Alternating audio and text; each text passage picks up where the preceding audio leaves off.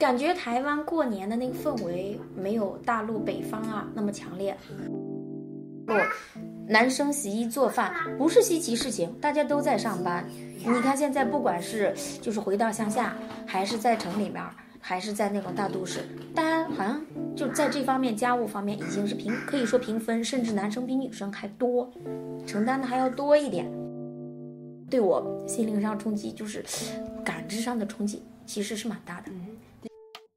非常开心能够邀请到我在中国的亲戚 Suki 来聊聊。Suki 是来自中国北部，这次是 Suki 第一次在台湾和台湾的亲戚一起过年。好，首先Suki 我想要问你，您在台湾过年的感觉如何？有什么和在中国过年不同的地方吗？感觉台湾过年的那个氛围没有大陆北方那么强烈。像在北方的话，现在街上政府会花很多钱，然后市政上花很多钱，张灯结彩，那个过年的年味会特别浓。然后但是在台湾好像出去感受不到了。哦，对，我们在这边也是的确一年不如一年的那种年味。对，现在北方特别注重孩子们那种就是对传统节日的那种在乎就不像以前，所以现在反而这种传统节日政府投资的力度会很大，然后包括家长学校的教育来说，大家对这块更注重了，所以整个传统节日的味道会越来越浓一些。你去到商场也好，去到哪里也好，你就明显的感觉到这是要过年了，或这是什么节日了。了解，所以为什么突然政府会那么注重？因为他不需要总觉得我们5000多年的文化历史沉淀不需要被一个外来的什么所谓的圣诞节什么节日，大家好像都知道这些，特别是前些年小孩子都崇洋媚外也好，什么样也好，对那些节日反而很夸张，但是对自己的传统节日好像都不知道什么搭什么，总觉得我们那个炎黄子孙龙的传人不可能说把自己的文化给丢掉嘛，这个是很重要的一部分东西吧。了解。那你在你过去在中国成长的过程中，你有感觉到这个年味就突然变淡，然后又因为政府的关系又慢慢变浓吗？有，特别是像10年以前左右吧，在一些大的城市，像在广州、深圳那面，你会感觉到年味就是越来越淡了。大家好像就是像以前的可能要在家里面煮准备很多天呀，到后面的好像大家就是饭店聚个餐就结束了。但是这几年感觉越来就是包括广州、深圳，也包括那种中国的消费能力达到了，然后你包括那些商场，它不再像以前那样去促销的时候是国外的节日来吸引大家，反而现在这种传统的节日，他们的促销力度也很大，也是很大的关系吧。了解，对，这方面也很重要。了解。好的，所以我想问一下，在你的日常生活中，就是在你在台湾这期间，有没有什么让你感到文化上相似的地方，以及文化冲击的地方？文化上相似的地方，其实还是这种家庭的家庭这种氛围就是我在这儿感受挺深的是，大陆可能处于一种飞速发展的时候，大家的生活压力都很大，反而我觉得不像这面的家庭氛围会这么强。父母的观念是，哎呀，孩子们你们特别忙，就不用回来啦，不用常来回的跑呀，又感觉到花钱花时间，有时间你们休息休息。但是我在这个家庭中感受到的是，你包括姑姑他们，就是每周固定都会回来，然后包括你爸爸，他每天都会回来陪一陪。我觉得可能这种让我就感觉还感触蛮深的。哇，所以现在中国的父母反而会觉得说你忙，对呀，就不用回来。你包括我那个侄女，她是在读博士后，然后她在上海，她这次回来开了个玩笑，虽然是一个玩笑，但是可以体现出父母的那种就是那种大家的那种理念吧。我大哥讲是这么辛苦，你回来待2天3天，你还不如不用回来，在那好好休息一下。就开玩笑讲说，那我是不是我寄钱回来就可以呀？然后我大哥开玩笑说，那是啊，就大家会有这种开玩笑的氛围，但是父母会真的觉得，你那么辛苦，大陆的春运还是比较紧的，你要订票各方面还是比较干嘛，就好像父母给孩子就传递出一种，你可以不用回来，你可以休息。就好像不像，就是觉得，我还在跟他们聊这个，我说这样是不对的，不能为了说，省点钱，本身在一起，父母跟孩子在一起的时间就特别少，你再好像凑的这种节假日，再跟他们讲说啊，由于什么省一些花费呀，或者省一些时间啊，不用回来，那你们相聚的时间会在哪里呀？这2天就在这儿，我就觉得感触还是挺深的。好像台湾这种家庭氛围啊，好像现在挺好的。不知道是咱们家这样，别人家是不是这样？但在过去的话，你讲的这种家庭氛围，其实在中国也有。在过去的话，大家会很干嘛？你知道大陆有一句话吗？叫有钱没钱回家过年。就他们会觉得，我哪怕就是没有钱，以前有很多电影拍的，就为了回家过个年，就是转多少趟车啊，干嘛？就大家理念发生了变化。我觉得过年你就应该在家。就是无论你在多远，你都应该回家来过这个年。但是现在好像父母的理念都变了，因为就好像觉得啊，不用非要回来呀，没关系啊，什么时候回来都可以啊。好像人们的随着那个社会的发展，人们的理念开始发生了变化。了解，你觉得是什么样的原因？我觉得最重要的还是这种，就是社会的你知道那个生活节奏越来越快了，不像以前大家生活节奏都很慢，现在生活节奏越来越快了，再加上以前还有一个就是这种通讯的发达呀。你像我们跟父母无论在哪里会天天去视讯，天天聊，但是以前你的通讯是没有那么发达的。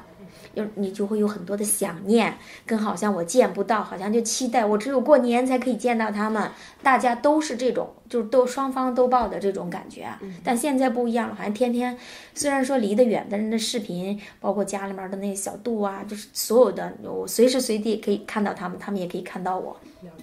解。好的，那接下来我想问一下，昨天我们讨论到了台湾男生跟中国男生的差异，能不能跟我们分享一下来台湾之前的印象，以及来台湾生活过后的想法？就因为以前我在工作的时候接触了，就是像接触了蛮多台湾人的，那个印象怎么说呢？有些印象不能讲，就是台湾男生，我觉得他会那种跟大陆男生比起来，台湾男生会更细一点，他会更好像以前在我印象中他们会更细腻一点，会怎么讲呢？更绅士一点。以前会有这种感觉，然后他们可能跟那什么，然后所以以前我可能有一个错误的理解，会觉得台湾的男生会更顾家，会更比大陆男生来说会没有那么大男人主义啊。我觉得就是因为台湾发展的比较早一些，他可能不会大家都要工作，不存在说谁依靠谁，可能会相对的更那什么一点。但是过来以后，好像不知道是这个圈子过还是怎么过，好像我觉得反而现在我真的觉得，大陆的男生好像要比台湾的男生那种责任感，对家庭那种责任感要更强烈一点。所以你讲的这个中国男生是讲乡村的男生还是都市的男生？都市的男生、乡村的男生，我觉得都要比，都比较干嘛？就现在因为那个都市跟那个乡村来说，我感觉他们那种对家庭的那种啊，就好像我觉得就跟以前那种，反正以前是怎么样？以前是大陆就是那种，因为农耕时代比较强，大家都是觉得男生是主力，他大男人主义会比较强，但是男生也会有一个观念，养家是我的责任，就是大陆以前是这样，但现在呢，又体现在一种这种。根深蒂固还在，男生养家，家里所有的东西好像应该是我男的来承担，这种还在。但是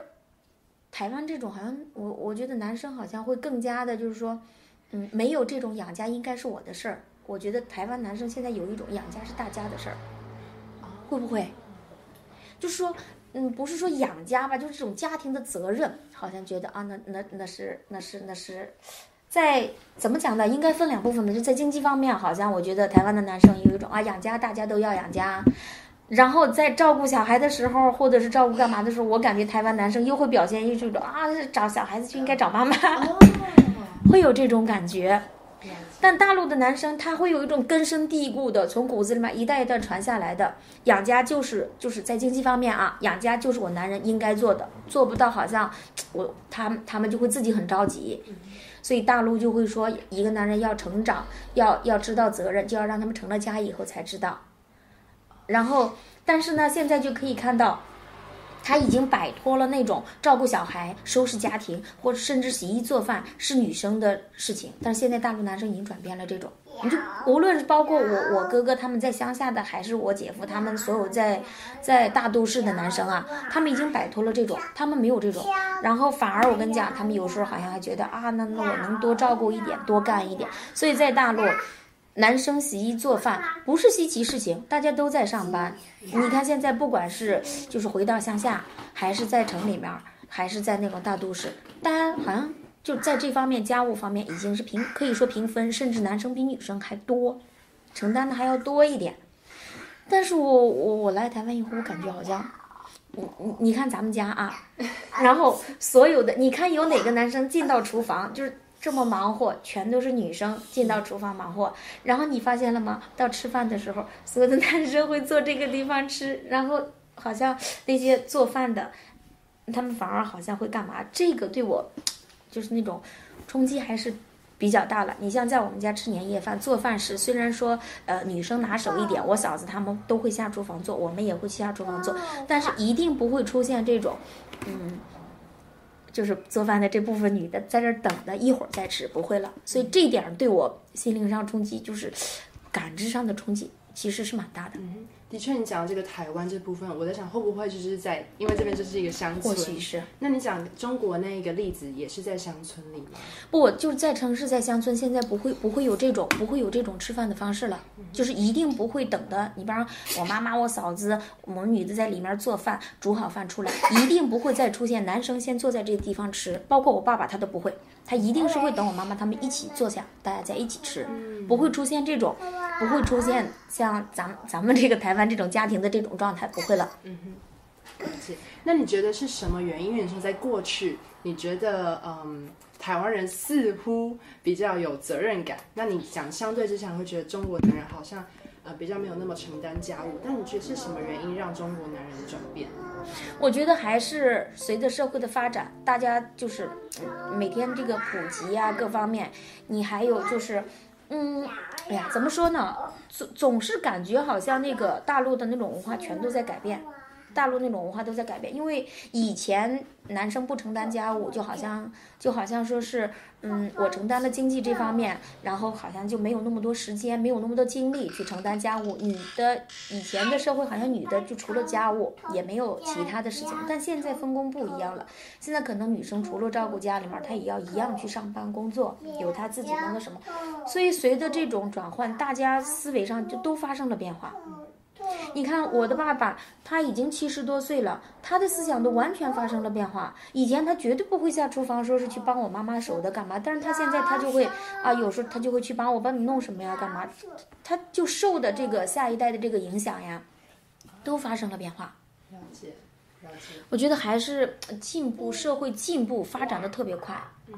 台湾以前我会看到，在大陆的时候，我们单位也有几个这种台湾的男生跟女生，就是带的女朋友啊什么过去，就是大家有出去一起玩。我看到就是在10几年以前吧，就会看到台湾的男生他会特别照顾女生，他不会自己吃，他会一直给自己的女朋友，因为女朋友可能不是那个圈子中的不熟，就是跟大家不熟，他会很照顾的很好，所以可能给我一种错觉，就觉得他们特别照顾女生。对，但是以前来台湾来过很多次，但是其实没有像这种接触过这种当地的这种生活，来了都是去该玩的地方玩，该开会开会，该工作，就没有接触过这种真真切切这种生活呀。这次算是第一次接触这种生活，然后可能又是很多年以后啊，就整个好像感受到的跟来玩跟来生活感受到的还是两种。了解。好的，那接下来我想要问一下，就是在中国，你提到男女比为2比1，也没有那么夸张。后面我看那些数据，可能是45%的女生，然后适婚年龄可能会差大一些，适婚年龄差距会大一点，有45%的男生，45%的女生，55%的男生，但是适婚年龄的可能不是这个比例，可能比例会更差一些，就男生多女生少，会存在这种。对，好。那你这是过去一胎化政策下的结果？有，是的。然后以及传统重男轻女，以前会有一些，好，因为大家过去都希望可以男生能够传宗接代。对呀对呀，都有这种传宗接代的那种意识，就是那种理念吧。好，所以你昨天说到了乡下男生娶不到妻子，因为男生太多了。对呀，男生比较多。好，那这样子就是因为现在男生，特别是乡村的男生遇到这样的困境，会不会转变？就是过去在中国只想要生男孩的这种思想。因为以前他想生男孩是一个很正常的一个家庭的劳动力，你养活一个家庭没有，你就像农耕时代，你如果是没有一个男的这种劳动力的话，你家庭是很难维持下去的。你很多事情，你虽然说男生女生现在机械化了，男生女生都可以做，但是你以前那种农耕时代，你很多事情女生是做不了的，你体力就跟不上的。所以大家都会想要有个男生，男生越多，好像这个劳动力会越大，那么就会越安全。你就像狼群也好，什么也好，它还是需要这种劳动力的呀，这个是很正常的。但是现在大家观念发生变化了，你现在大陆再去说生男生女生，很多人包括在我们那个地方，他会认为生男生是给别人生的，生个儿子是给别人生的，好听，他们就说嘛，生男生好听，生女生好命。因为就还是女生贴心，好的，就会存在这种。现在，但是就其实我前面很多年也很少回到乡下，也没有也很少回到那边去生活。我也以为说还是像以前那样的状态，但回去这2年就经常在家里面发现完全发生了变化。那种以前认为好像乡村的那些就是在乡下的那种女的，好像都那种要看她脸色过日子，还是像以前那种的啊，没有地位的。我现在回去才发现，完全不是那么回事了。然后每个女生好像真的比男生都过得好。哎，你下来啊！他们会过得很轻松，然后就是还是昨天跟你讲的，特别是一结婚没有了任何压力，然后房子、车子、老公、孩子、存款都有了。所以是从什么样的时间点让人们从以前想要劳动力，所以生男生，到现在觉得生男生是为别人而生的，是大概是在什么样的时间点？实际上就是你还是经济基础决定上层建筑。以前你可能农耕就得女的，我觉得在我的印象中，我跟我妈呀或者跟身边人聊起来，实际上也就是在这近10年左右，这个就越来越明显。就这10几年，就这10年左右会越来越明显，因为没有那么多耕地可以种了，然后女的一样打工，甚至有时候女的打工她比男的赚的还多，因为他们乡下很多出去没有不像有学历啊有什么，但是他们可以做很多。你知道现在这个随着社会的发展，女的出去无论是做月嫂啊，还是做什么，还是去工厂里面做一些工啊，反而女生的收入比男生还多，还要高。所以你刚才讲到了在都市里，因为我看到了其实中国有这个剩女的这个词，那后来我查了剩女这个词，其实专指高学历的女性。对，是的。反而现在就是怎么讲呢？剩女，你去看很多中国的所谓的剩女啊，反而是那种高学历、高智商，然后高收入的那一群女性，白领甚至是金领。他们那群女性，因为大家的需求已经不一样了。在早以前，很多人就是潜意识中我结婚生孩子，跟一个男生组成家庭，可能你知道中国有一辈老一辈的话，就是很老的那一代，就是嫁汉穿衣吃饭，因为女生是要依附于男人生活的，所以涉及到你嫁给别人，可能就是涉及到你的穿衣跟吃饭呀，你嫁的那个人强不强好不好，就涉及到你以后吃什么喝什么穿什么。但现在社会变掉了，男女平等了，特别是在收入这一块儿，很多女生她完全不存在经济问题，那她可以自己生活得很好，可以自己收入很好，所以在这个时候呢，他们的追求会不一样了。但是很多男生你知道吗？他还停留在一种什么状态呢？就是不是说全部的啊，大部分男生他反而我不知道在台湾会不会有这种现象，很多男生他不太愿意找一个比自己强的，收入比自己强，学历比自己强，什么比自己强。就像跟我侄女在聊天说，这个博士跟博士后的女生很不好找，就是说到了一定的时候很不好找男朋友，很不好找结婚对象。因为男生可能骨子里还是有一点点那种就是好像觉得自尊心挺强的，女的比我强，好像还是很多人不能说全部都接受不了，很多人他还是接受不了。所以就会存在这种问题，越是高学历，越是高什么的，比方说是中间分过一次手，再到30几岁的时候，他们在找的时候就会出现一种好的都被挑掉了，好的都已经那什么了，然后那些不太好的都不愿意将就，就像我努力学习，努力变得更好，努力赚钱，什么都是最好的，那为什么我要在婚姻上我反而我要去将就呢？那就造就了这种状态，就是高不成低不就。好的都被挑掉了，然后不好的自己又不想委屈自己，又不想将就，所以就形成了这一轮的所谓的剩女啊。了解。所以会不会是男生，你应该说中国男生是愿意在家里面是愿意分担家务或者是分担经济，但是在于所谓像学历上面，他男生不希望会比女生还要低。对呀，很多会有这种家庭中很多会有这种。你像我侄女，她就出现一个现象，就是我哥哥的朋友从小他就特别说他条件在我们那儿算是数一数二的，他就一直讲就是我侄女，她读到研究生的时候，就是硕士的时候，她都还讲，哎呀，把你女儿嫁给我儿子吧，怎么样？你看你女儿虽然成绩好，但我们家条件很好，但当我那个侄女一读到博士以后，博士啊飘不起了，不行，就是他会无形中有一种压力，就观念里面好像觉得你是个博士了，那我们就高攀不起。怎么讲呢？反正也不是说高攀不起，他就会觉得有压力。这种压力怎么形成的，其实也说不清楚。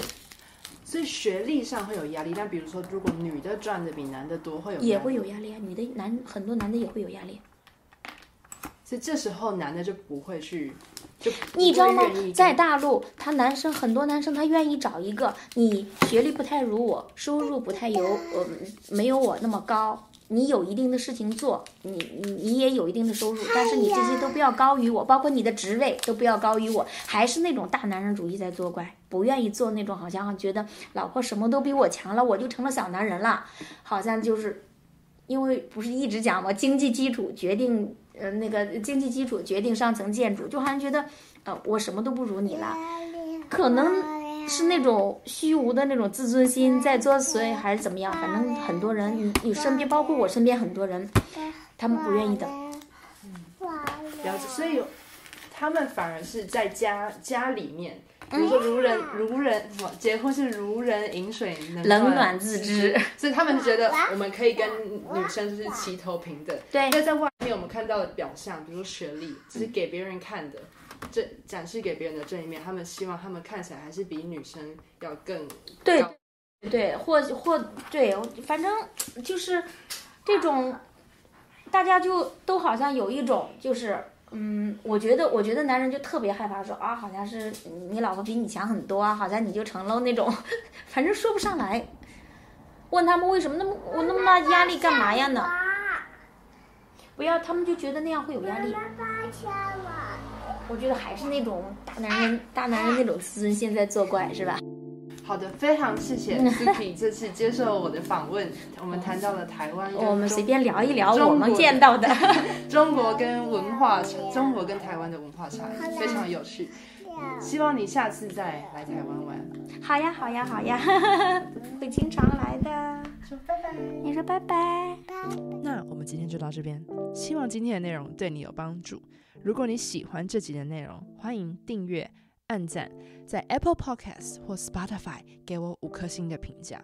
如果你需要逐字稿，欢迎你到 Buy Me a Coffee 上加入会员。如果你想知道我在台湾的故事，记得订阅我的电子报，也欢迎你寄 email 分享你的想法。那我们今天就到这边，拜拜。